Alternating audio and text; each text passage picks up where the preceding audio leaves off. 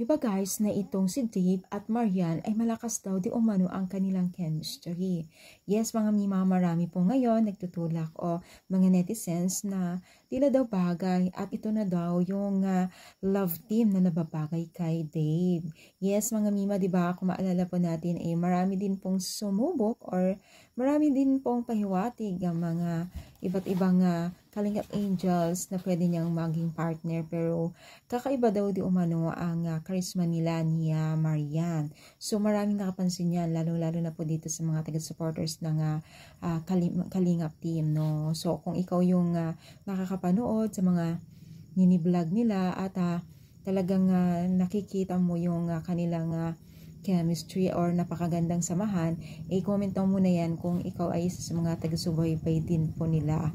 Kasi unang-una nilang nakikita yung pagiging sweet nila at talagang bagay na bagay nilang magka-love team o bagay na bagay sila bilang maging isang love team, no? So, kita nyo yan, yung picture na ito, no? Sobrang saya nila na talaga yung animo ay talagang parang nagkakaintindihan sila sa mga trip nila, tsaka yung mga gusto nilang gawin, di ba? So, pansin yan ng mga netizens na kaya maraming nag-i-encourage or maraming nagsasabi na bagay daw talaga ang dalawang ito.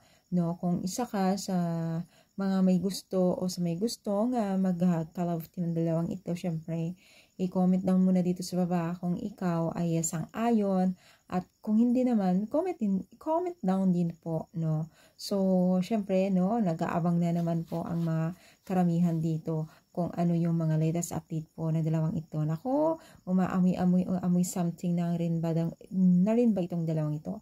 Syempre, comment down kung ikaw ay agree at or disagree.